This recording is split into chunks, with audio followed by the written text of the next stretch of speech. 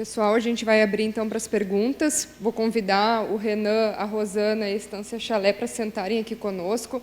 E tá o microfone aberto para que todos possam, né, questionar, sugerir, fazer uma contribuição. A ideia é que a gente possa convidar também o professor Paulo para estar aqui conosco.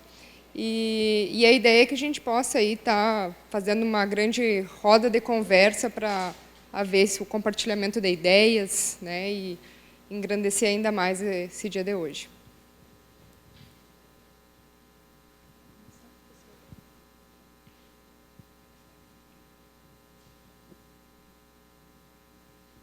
Vou fazer a primeira pergunta, então. Rosana, vocês acompanham e dão assessoria para os produtores, né? Você falou que vocês têm trabalhado na seleção de alguns micro-organismos, mas vocês selecionam com o intuito de produzir um inoculante ou ceder para alguma empresa e essa empresa jogar esse micro-organismo para o mercado como um produto biológico? Então, selecionar realmente para gerar um produto final para chegar ao produtor. Então, esse é o nosso intuito. Porque a gente vê que já tem muitos micro-organismos no mercado, mas tem aí um mundo de micro-organismos que a gente ainda não conhece. Então, é selecionar novos micro-organismos com novas funções ou com outras funções, né, ou que sejam mais eficientes ainda do que o que a gente já tem, mas para fazer a formulação, produção de um produto para ir para o mercado.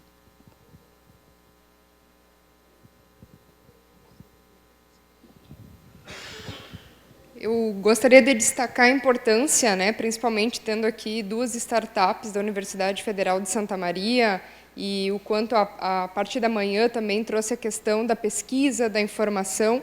E aí a minha pergunta justamente vai, né, passar por essa questão, e aí eu peço a contribuição dos três também, enquanto produtor, porque essa foi a ideia, né, professor Paulo, que tivesse a pesquisa, a informação, o conhecimento, mas também quem aplica, quem está na ponta, como a gente fala, com a propriedade, com os desafios do dia a dia, que está aí a pesquisa para tentar solucionar.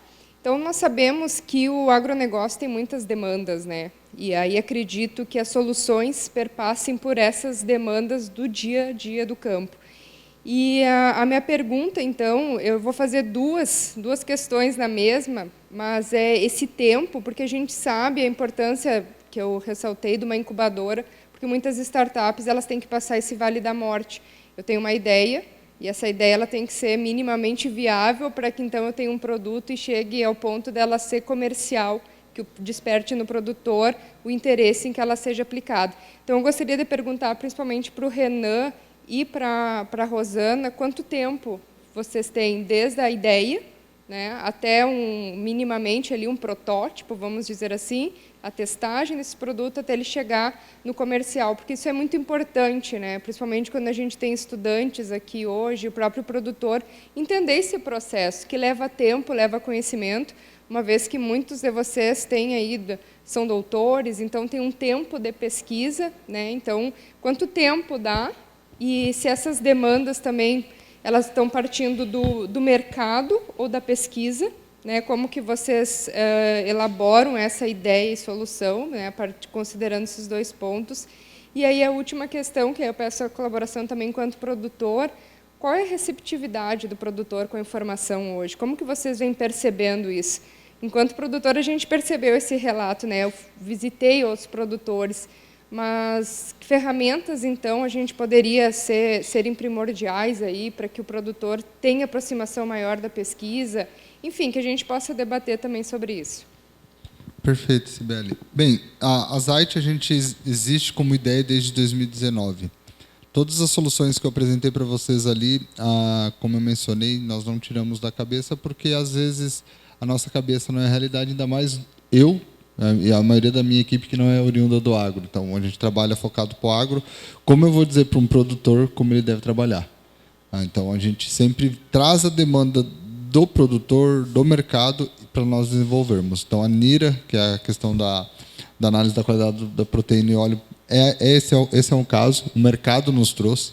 Mas, mesmo o mercado nos trazendo, a ideia mudou. Porque porque quem trouxe a ideia foi uma trade.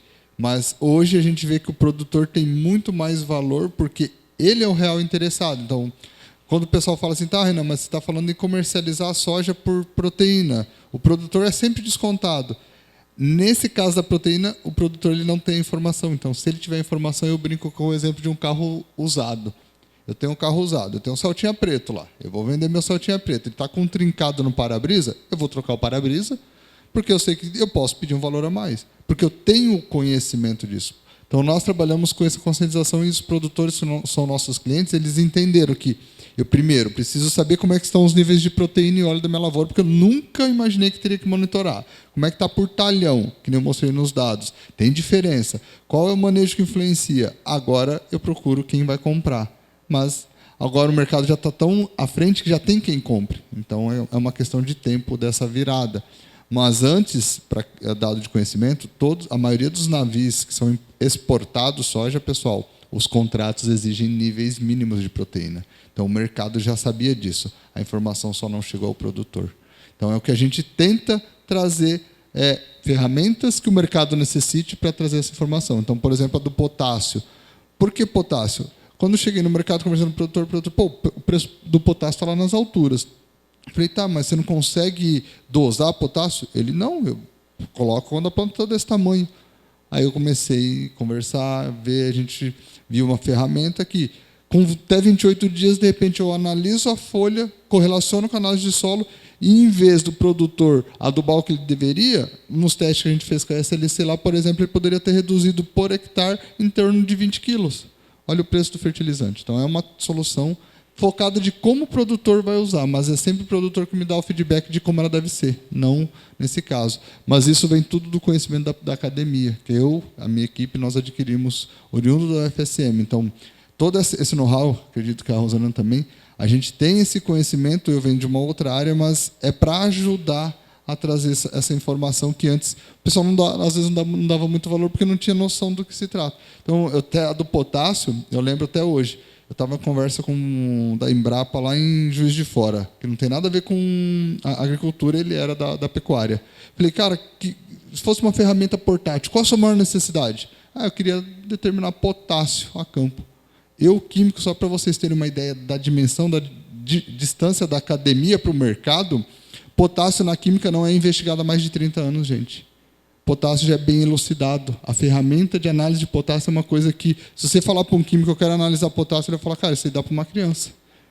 Mas, peraí, mas se alguém no campo está pedindo potássio, então tem demanda. Mas é porque, aí eu faço uma meia-culpa, né, da minha categoria. Nós não saímos de dentro do laboratório. O laboratório precisa ter essa visão. Eu preciso ir ao campo, preciso conversar com o produtor, preciso conversar com todos os agentes que estão ali para saber o que ele precisa. Um exemplo é a Solubil também, da nossa parceria com o bioinsumo. Analisar o bioinsumo, qual que é a qualidade dele. Não adianta enviar para o laboratório, você vai chegar daqui 10 dias, você precisa aplicar daqui quanto tempo. Então, essa é a dinâmica do que eu imagino. Então, tudo isso também, como falou do Vale da Morte, a incubadora da UFSM é imprescindível. A gente existe até hoje por tudo os benefícios que uma incubadora e uma universidade nos propôs. Eles conseguem trazer, eu que vim da academia, as informações que eu preciso, porque eu era um mero estudante. Que visão de mercado eu tenho? Porque as universidades não ensinavam até então visão de mercado, ensinam coisas técnicas. Como é que eu vou abordar o mercado? Como é que eu vou vender? Então, tudo isso é muito importante. Bom, o meu caminho foi um pouco o inverso, porque eu tinha já o contato direto com os produtores. Após a formação em agronomia, eu já saí direto para o mercado de trabalho. Então, trabalhei com assistência técnica numa cooperativa por 4 anos e meio. E, nesse mesmo período, eu fiz um mestrado também. Então, diretamente, eu já via a necessidade do produtor e também a relação de entrega de produtos nessa parte de micro-organismos, que já é uma área que eu trabalhava desde a graduação. A partir dessa necessidade que eu via dos produtores, digamos assim, da dependência também dos produtores em relação a grandes multinacionais, que querendo ou não, tem uma dependência que ele precisa utilizar aqueles produtos, aquela ferramenta, porque é o que chega até ele, da informação. Trabalhando direto na cooperativa, a gente vê que os técnicos ainda falta chegar diretamente a eles. Hoje está chegando mais o conhecimento de bioinsumos, mas até então não se tinha nada. Simplesmente tinha lá alguns inoculantes para vender, mas era aquilo rotineiro que o produtor comprava, aplicava e muitas vezes não sabia nem para que servia. Então, de realmente conhecer mais esses micro-organismos, e agora que justamente veio-se à tona o mercado, né, essa maior oferta, né, dos micro-organismos, e, consequentemente, agora você vai ter uma demanda também. E foi a partir daí que eu decidi sair, né, desse trabalho, digamos assim, mais diretamente ao produtor e continuar um pouco mais na pesquisa, justamente para trabalhar mais especificamente o isolamento de micro-organismos, que daí foi que eu fui fazer o doutorado. E, nesse período, foi em plena pandemia, né, em 2020, que surgiu a ideia, então, da empresa incubada, que teve a oportunidade de se fazer uma pré-incubação, porque a gente, na academia, realmente não tem conhecimento nenhum de empreendedorismo, de gestão. Então, comecei a fazer essa pré-incubação justamente para ter um pouco mais de conhecimento e ver como que é esse mundo do empreendedorismo, para tentar trazer uma outra ferramenta, né, para os produtores, seja mais na parte de consultoria também, porque a gente não quer só entregar produto, mas quer entregar informação junto, né, porque esse pós-venda ele é mais importante do que a venda, né, a gente precisa fazer esse acompanhamento, ver como que está se comportando isso no campo. Então, foi nessa necessidade que surgiu a empresa. Então, a gente fez a incubação, foi selecionado, entrou, e está trabalhando nesse processo. E hoje o nosso maior gargalo, nós estamos, né, na fase do desenvolvimento de produtos e de encaminhamento para registros, né, que isso se torna bastante demorado e burocrático, que a gente está aguardando, né, mas vai dar tudo certo. Nós temos que continuar, porque é uma área que realmente eu gosto muito e que a gente consegue visualizar a necessidade da informação, né. Então, é isso que a gente está buscando. E a última pergunta eu deixo para ti. Aqui mesmo teve uma palestra que eu não me lembro quem foi que disse, mas falou que o próximo combustível do mundo é a informação, né? Então, acho que uma propriedade que se fecha a não receber informação, ela está fadada ao insucesso. Então, assim, quando eu citei o exemplo da Camila da Bioin, ela é uma startup também lá da URGS. Hoje em dia já estão caminhando sozinho, né? E a Solubio também era, né, Tiana? Uma startup. Então, assim, a gente está vendo grandes startups se tornando grandes empresas, né? Que bom que existe essa ferramenta que está fazendo as coisas acontecerem, porque realmente as universidades não preparam a gente para sair trabalhando, né? Se a gente não se aventura, não vai lá, não bota a cara a tapa, a gente acaba ficando sem saber o que fazer. Cai de paraquedas num local. Mas, então, vai muito da gente e que as ferramentas estão aí e existem. Então, lá dentro do chalé já existia essa política do Ricardo, né? Acho que o teu pai também já, né, Ricardo, de abrir as portas para receber as informações, ver o que serve, o que não serve. E a gente não precisa, quando eu entrei lá com o Ricardo, a gente falou, vamos fazer um cantinho de experimentação e coisa, aí depois conversa vai, conversa vem. Não, a gente não tem que estar experimentando nada. A gente tem que ver as adaptações que ela vai acontecer dentro da nossa propriedade. Isso que a gente tem que ver. Então, assim, a ciência é feita dentro da universidade, né, com as demandas do produtor, que isso é uma coisa que eu vejo que está se aproximando muito. Eu, enquanto IRGA, né, Pedro? A gente sempre tinha isso, eu trabalhei 5 anos com a Mara na pesquisa, então a gente nunca inventou uma pesquisa que nós queríamos saber. Não adianta nós querer saber, quem tem que saber o que o produtor precisa. E são coisas que dão certo. Hoje em dia, a Mara, né, junto com o pessoal, aí, fizemos mudou a recomendação de entrar com água em V3 para entrar em V1. Isso foi um grande avanço. Lá no Ricardo foi a primeira área comercial feita. Lá a gente, hoje em dia, adianta todas as águas. Existem algumas coisas que acontecem que são adversas, que a gente tem que ver o que é melhor para nós, mas é uma tecnologia que existe. Então, a gente testou, está usando em área total. Tem muitas coisas aí que os avanços da lavoura arrozeira, né, Ricardo? Tu é um cara que sempre nos falou quando ia lá como IRGA, todo o avanço que a lavoura do chalé teve foi via IRGA, né?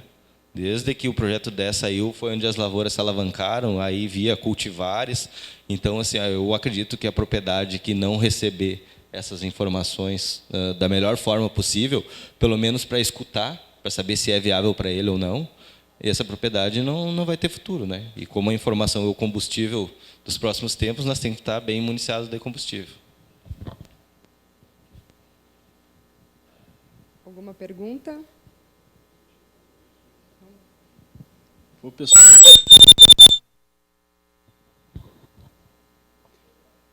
Mais nenhuma pergunta, pessoal? Então, vou fazer mais uma. Rosana, assim, muitos pesquisadores acreditam que a próxima revolução na agricultura vai se dar pelo uso de bioinsumos, né? E se a gente pegar o bioinsumos mais tradicional e que é mais utilizado, se utiliza na soja. Com base nessa assessoria que vocês dão para os produtores, a maioria dos produtores utiliza o inoculante na soja ou não? A maioria utiliza, mas não da forma correta. Grande parte utiliza, mas assim, ó, eu acho que no máximo uns 20% de forma correta. Porque é muito comum a gente chegar no local, estão fazendo tratamento de semente, eles estão ainda preocupados de fazer na sombra, mas eles estão jogando inoculante dentro da caixa da semeadora, e estão mexendo lá e toca a ficha para semear. Então, a gente que trabalha com os micro-organismos, que visualiza eles no microscópio e sabe o tamanho que são esses micro-organismos, a gente sabe da eficiência que é de não ter uma boa uniformidade na semente. Que todas as sementes precisam ter o contato com essas bactérias. Então, o maior problema que eu vejo ainda é a forma com que estão fazendo o tratamento de semente.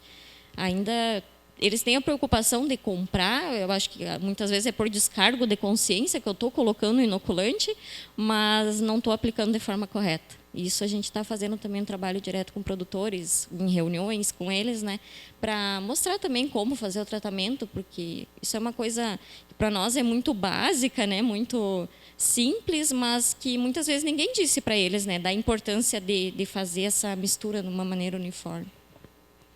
Rodrigo, assim, vocês substituíram algumas aplicações de alguns defensivos, né? E houve um incremento em produtividade com essa prática? Tem uma ideia de percentual, o quanto isso impactou, se impactou de forma positiva ou negativa? O que eu posso te dizer? A nossa primeira preocupação era não perder, né? Então, posso te garantir que os números desse ano foram melhores que os números do ano passado. E a questão de visual, né, que é o que a gente faz muito. Até, num primeiro momento, quando a gente entrou em contato com a Tiana, ela pensou que nós iríamos fazer algumas amostragens, algumas áreas menores, né? E o Matheus, que é o que nos atende lá, quando ele chegou, qual foi o cantinho que tu deixou sem aplicar? Eu disse, nenhum. Nós aplicamos em tudo. Ele, não, então vamos fazer um experimento, né? Até o primeiro experimento a campo, né, Tiana, assim, em produtor, a gente fez lá e tivemos resultados bem interessantes. E eu posso te dizer assim que é difícil separar os fatores, né? Mas tivemos acréscimo em arroz em torno de 5% da produtividade do ano passado para esse ano. E na questão da soja, mas aí também entrou a parte do suco camaleão, né? Que é uma tecnologia que também responde bastante. A gente melhorou do ano passado para esse ano em torno de 43%, né? Mas fica difícil separar esses fatores. Mas preocupação que eu tinha, que era não deixar cair a peteca com, né, usar o insumo biológico, acho que a gente conseguiu superar. Está ali o Ricardo, que ficamos bem felizes com os números, sabendo de tudo que aconteceu na nossa realidade de Cachoeira, né? Então, acho que conseguimos cumprir o primeiro passo, né, que é afirmar o uso do biológico, e a partir de agora a tendência é que melhore, né? Porque o ecossistema que se cria depois da aplicação do biológico e as outras práticas de manter palha, de remover menos o solo, tudo aquilo que a gente viu durante essa semana aqui, tem que ser utilizado para ter porque só o biológico não vai fazer milagre, né? A gente sabe disso.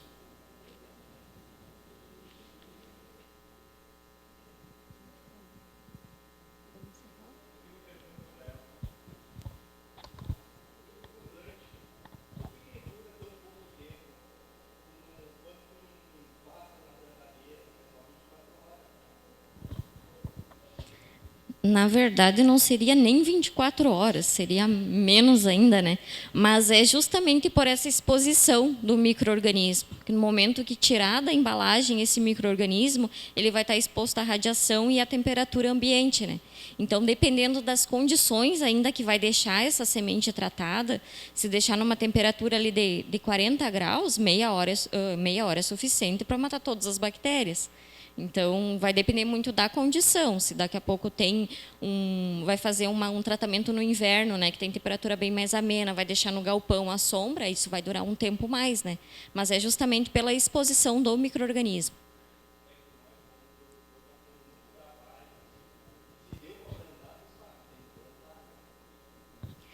E agora, pelo menos, veio a tecnologia da inoculação no sulco, né? Que essa acaba facilitando, de certa forma, isso. Que é o tratamento de sementes, ele é bem feito, ele tem uma boa eficiência. Né? Ele tem a mesma eficiência do que um tratamento no sulco. Só que o problema é essa questão de praticidade mesmo no momento da semeadura, né? Que a gente sabe da correria. Mas, conseguindo fazer inoculação, por exemplo, no sulco hoje, tem o custo do equipamento, mas se a gente vai ver por questão de perdas com o inoculante no tratamento de semente e fazer um investimento no inoculador do sulco, acaba realmente valendo a pena fazer um investimento com o inoculador. Porque tu já vai fazer uma aplicação com uma certa quantidade de água junto, né? Já vai ter aquele ambiente de umidade para a bactéria, que seria o ideal. Se for fazer uma semeadura que não esteja totalmente úmido o solo, mas já vai ter uma condição, vai ser mais difícil de errar nessas condições, né? Vai ter uma segurança maior de sobrevivência desses micro-organismos. Só que a gente sabe que muitas vezes acaba que o produtor se torna mais fácil, mais viável fazer o tratamento da semente, né? Mas aí teria que ter esses cuidados em relação a como deixar essa semente armazenada até a semeadura.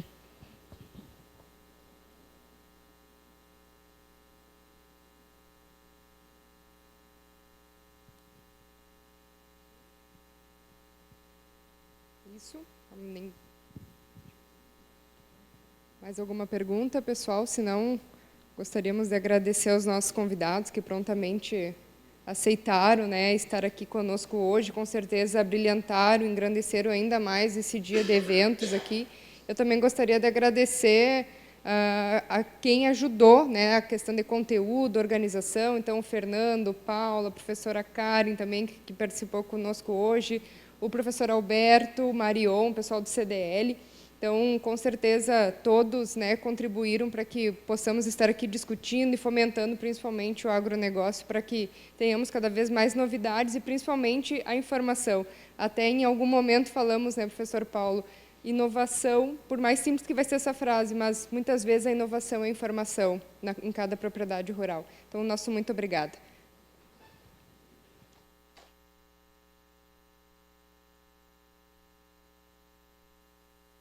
Então, convidamos o secretário municipal da Agricultura, o Fernando Cantarelli, para fazer uma entrega do pequeno agradecimento aos palestrantes. Já agradecemos, né, Cibele, e a oportunidade, né, que o CDL, através do Cadê o Orion, bom, está aqui o Luiz, está aqui a Juliana também, ex-presidente, né, o Luiz Herzog, de ter pessoas que busquem, né, a promoção realmente de alguma coisa que a gente precisa para sair da caixa, né? E esse é uma provocação que eles estão fazendo o próprio nome do evento já diz, né, de inovação, e a gente ter a oportunidade de trazer pessoas assim como vocês, que realmente, pela pessoal que fez as palestras de manhã e vocês, a gente vê que existe muito, né, para a gente, às vezes, de um produtor tradicional, muito além da semente, do adubo e da colheita, né? Existe uma série, e da água, né, e da chuva, né, e da umidade. Então, tem muitos fatores que a gente pode trabalhar justamente indo para um caminho que eu acho que é inevitável, né, a gente buscar esse caminho da sustentabilidade das nossas propriedades, né? Também sou produtor e a gente vê todo esse ambiente em clima, tudo isso mudando, e a gente tem que ir atrás de alternativas que a gente tenha o mínimo de impacto, né, no chão da nossa fábrica, né, que é o solo. né? Então, essas alternativas, como o bioinsumo, o próprio manejo, que são coisas que muitas vezes a gente pensa, né? Vamos usar a tecnologia. A tecnologia não é ter que enfiar a mão no bolso e usar recurso financeiro, né? Até, às vezes, só em mudar a maneira que a gente está fazendo, a gente já está proporcionando tudo isso. Então, agradeço todos, né? Eu queria entregar aqui uma lembrança para vocês, e vocês foram os mediadores dessa árdua tarefa que vocês fizeram agora aqui também, vão receber uma lembrança da FENARROSS, e muito obrigado.